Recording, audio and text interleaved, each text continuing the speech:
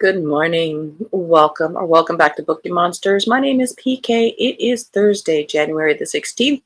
We're here to look at the new releases that have been published this week. And on Thursdays, we look at fantasy and science fiction. Every day of the week, we look at a different genre.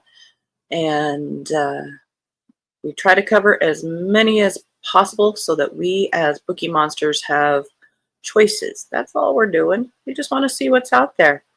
Hope you're having a good day. Quick announcements. I do have sprints tonight at 8 p.m. Eastern.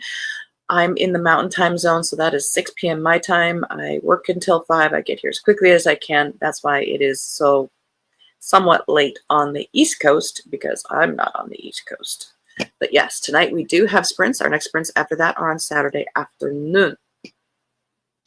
Let's jump into fantasy and science fiction. What you got for us today?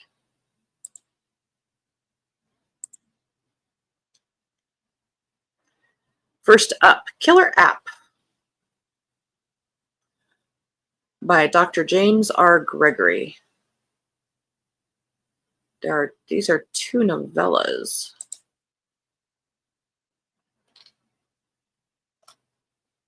Artificial intelligence was a godsend until it took over his life.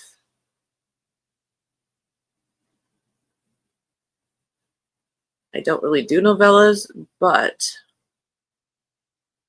if you want a couple of them featuring artificial intelligence, we will move on.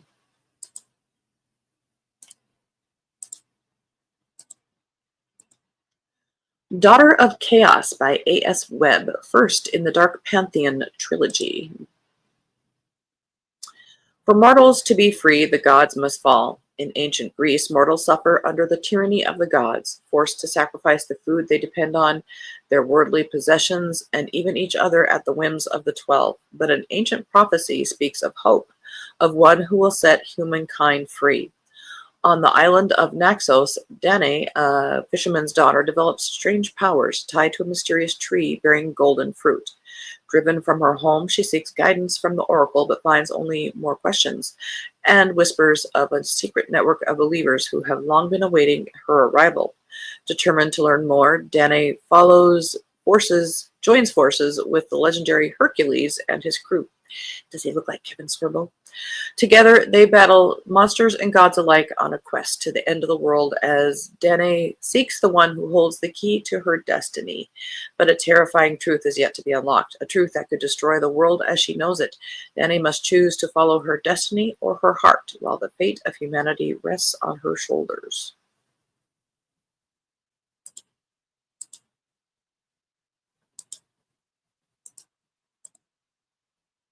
Death of the Author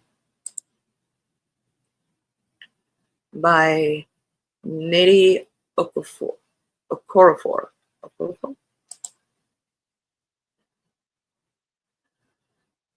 Disabled, disinclined to marry, and more interested in writing than a lucrative career in medicine or law, Zelu has always felt like the outcast of her large Nigerian family.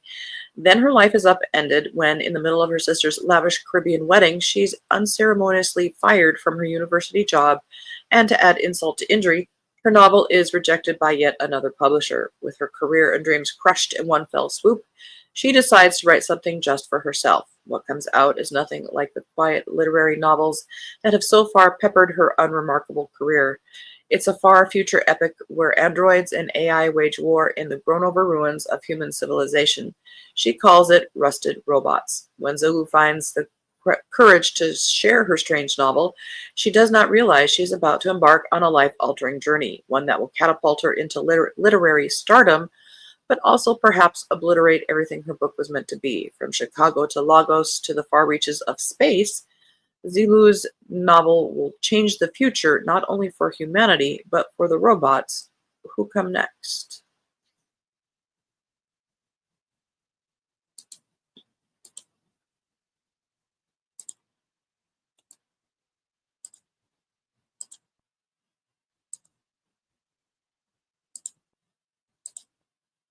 Hi, Annalise. How's it going? Hope you're doing well. And there's Ariel. Good morning. Daughter of Chaos sounds great. Adding to my cart. Oh, cool. This is Hamajane Luck by Makana Yamamoto. Edie is done with crime. 8 years behind bars changes a person, costs them too much time with too many of the people who need them most, and it's all Angel's fault.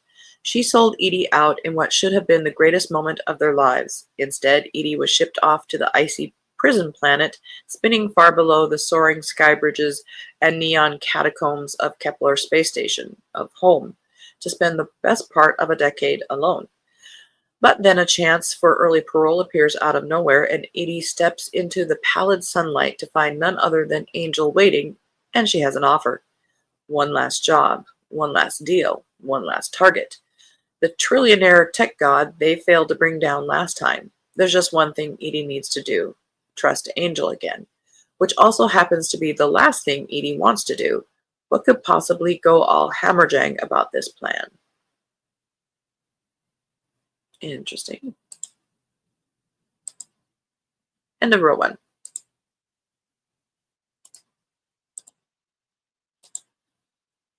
Liar's Kingdom. And from the cover, it looks like a pissed off Cinderella.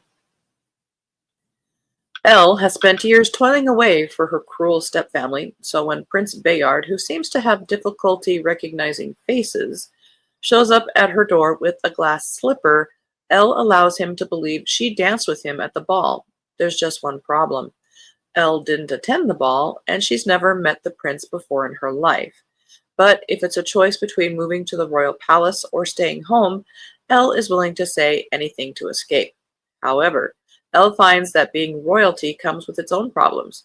Bayard's sister, the princess, has gone missing. The king is preparing for war against the Fae, and Maxim, Bayard's treacherous and handsome best friend, appears to know Elle is lying. If Elle wants to keep this life she's stolen, she's going to have to roll up her sleeves and rescue herself.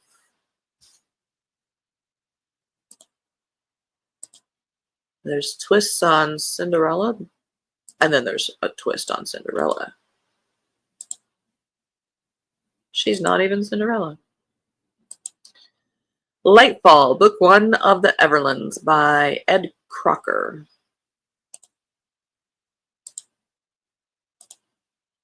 How are we in America? Well, in my corner of America, we're doing pretty good. Supposed to get cold, cold, cold this weekend, though. How's your corner of Norway? Oh, this is vampires. For centuries, vampires freely roamed the land until the Greys came out of nowhere, wiping out half the population in a night. The survivors fled to the last vampire city of First Light, where the rules are simple. If you're poor, you drink weak blood. If you're nobility, you get the good stuff, and you can never, ever leave. Palace maid Sam has had enough of these rules, and she's definitely had enough of cleaning the bedpans of the lords who enforce them. When the son of the city's ruler is murdered and she finds the only clue to his death, she seizes the chance to blackmail her way into a better class and better blood. She falls in with the Leeches, a group of rebel maids who reign in the worst of the lords. Soon she's in league with a sorcerer whose deductive skills make up for his lack of magic, a deadly werewolf assassin, and a countess who knows a city's worth of secrets. There's just one problem. What began as a murder investigation has uncovered a vast conspiracy by the ruling elite, and now Sam must find the truth before she becomes another victim. If she can avoid getting murdered, she might just live forever.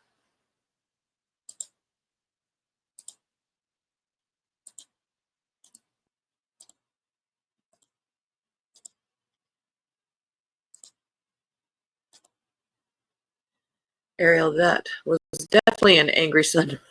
Yeah, indeed. Wow, look at this glass slipper. And at least, oh, good, no fire. It's very nice here. Oh, yeah, we're supposed to get in the 40s today, but this weekend is supposed to be single digits. Weather-wise, work-wise, we're just plugging along. The Distractions by Liza Monroy. Misha Osborne spends her days as a pro-watcher, keeping distracted people on task and lonely ones accompanied from her Brooklyn mega-building while eating petri meat steaks and working out with her favorite personal trainer, a straight-talking algorithm named Tori. Her carefully constructed, isolated existence is suddenly upended by a chance real space encounter with a highlight reel celebrity, Nicholas Edan Luciano.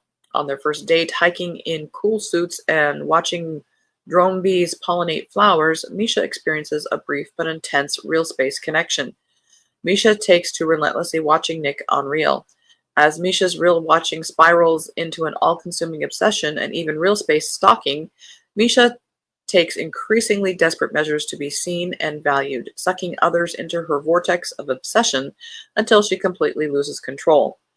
Meanwhile, someone is equally obsessed with Misha, tracking her every move and perhaps even influencing her choices.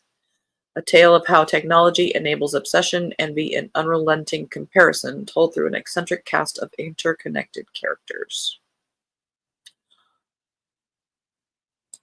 Very interesting. Can they pull it off? Don't know.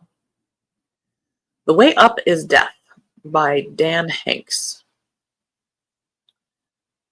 When a mysterious tower appears in the skies over England, 13 strangers are pulled from their lives to stand before it as a countdown begins. Above the doorway is one word: ascend. As they try to understand why they've been chosen and what the tower is, it soon becomes clear the only way out of this for everyone is up. And so begins a race to the top with the group fighting to hold on to its humanity through sinking ships, haunted houses, and other waking nightmares. Can they each overcome their differences and learn to work together? Or does the winner take all? What does the tower want of them, and what is the price to escape? End of row 2.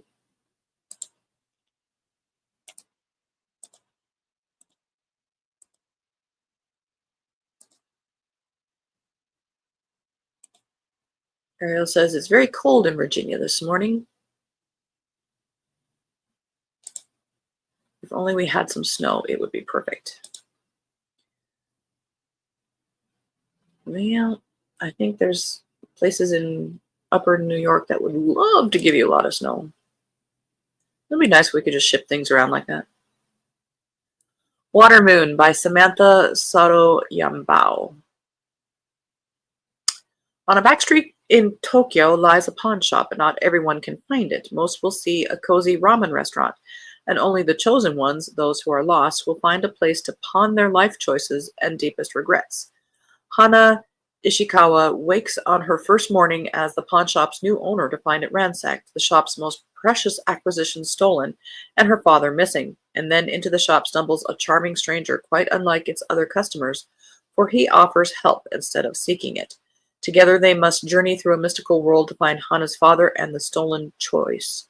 By way of rain puddles, rides on paper cranes, the bridge between midnight and morning, and a night market in the clouds. But as they get closer to the truth, Hannah must reveal a secret of her own and risk making a choice that she will never be able to take back.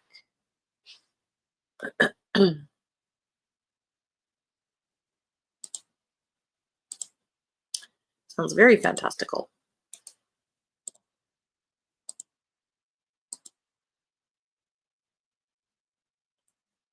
We lived on the horizon.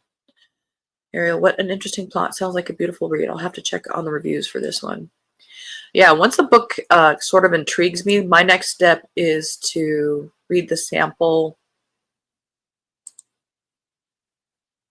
Once, we look at these as, oh, here's things I never knew about. And then from there, did the author at least start to do a good job? We Lived on the Horizon by Erica Swiler. The city of Bulwark is aptly named, a walled city built to protect and preserve the people who managed to survive a series of great cataclysms. Bulwark was founded on a system where sacrifice is rewarded by the AI that runs the city. Over generations, an elite class has evolved from the descendants of those who gave up the most to found mankind's last stronghold, called the Sainted. Saint Anita Malavis, long accustomed to luxury, feels the end of her life and decades of work as a bioprosthesist approaching. The lone practitioner of her art, Anita is determined to preserve her legacy and decides to create a physical being called Nyx, filled with her knowledge and experience. In the midst of her project, a fellow sainted is brutally murdered, and the city AI inexplicably erases the event from its data. Soon, Anita and Nyx are drawn into the growing war that could change everything between Bulwark's hidden underclass and the programs that impose and maintain order. The concepts that pop into my head about this is the, what word am I looking for? The arrogance of wanting to preserve yourself like that. And what if we all did that? Would there be room for others to achieve greatness too? Because that is what allows people to try harder, be more creative. I don't know what I'm trying to say there, but I don't like it. But we can speculate about it in science fiction. Beasts of War by Ayana Gray. Once a prisoner to Fedu, the vengeful god of death, Kofi has regained her freedom, but she is far from safe. Fedu will stop at nothing to hunt her down and use her power to decimate the mortal world. Kofi knows when Fedu will strike during the next bonding, a once-in-a-lifetime celestial event. To survive, Kofi will have to find powerful new allies quickly and convince them to help her in the terrible battle to come. Once a warrior turned runaway, Ikon has carved out a new life for himself outside Lukosa, but the shadows of his past still haunt him.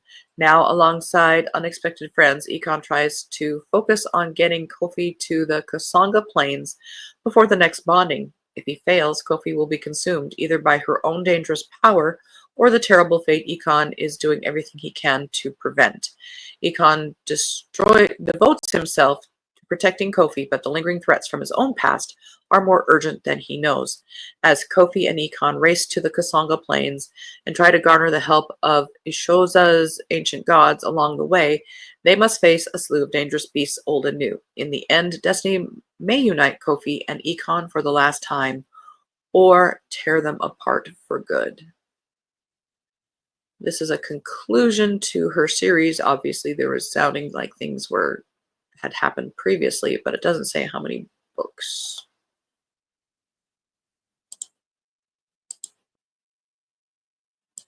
And I apologize for not pronouncing names and places correctly. I'm just winging it.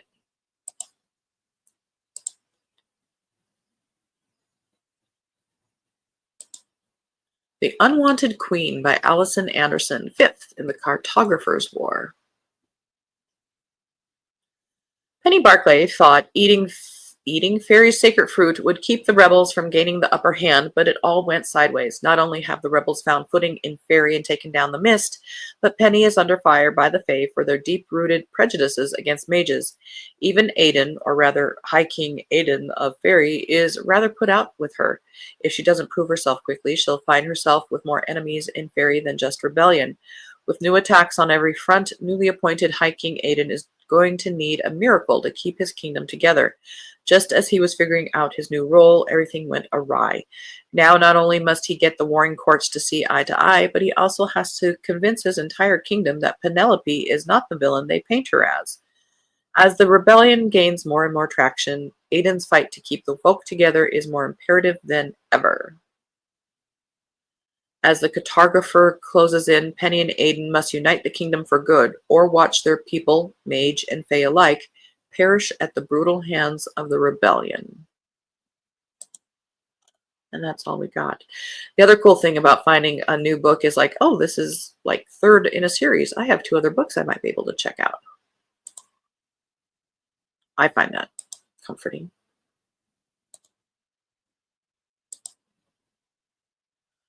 Well, that's all we have for today. Tomorrow is Freeform Friday. We'll be looking at, we had some leftovers from the previous days. We'll probably look at more cozy mysteries and mysteries. I think I don't remember if there were any romances left over from yesterday. And then anything else that might have caught my attention that don't necessarily fall in these categories. Some nonfiction sometimes just straight historicals, things like that. Thank you, Annalise. So again, I do have sprints tonight at 8 p.m. Eastern. They go for 2.5 hours. Bring your own book, work on a creative project, or just close your eyes after a day, whatever it is you'd like to do. This is just time and ambiance carved out to do that kind of self-care. Hope you are having a good Thursday and you're reading good books. I need to find what I'm going to read next. I finished my book last night, so I don't know what I'm in the mood for. All right, everybody, please take care. You guys are in my heart. And Ariel says, sounds good. I'll check back in later for sprints. Have a great day to all. Indeed, back at you, baby. I almost hope I am up. It's okay if you're sleeping. Sleep is good. All right, everybody. Don't be a bookworm, be a bookie monster. Nom, nom, nom. Have a good day. God bless.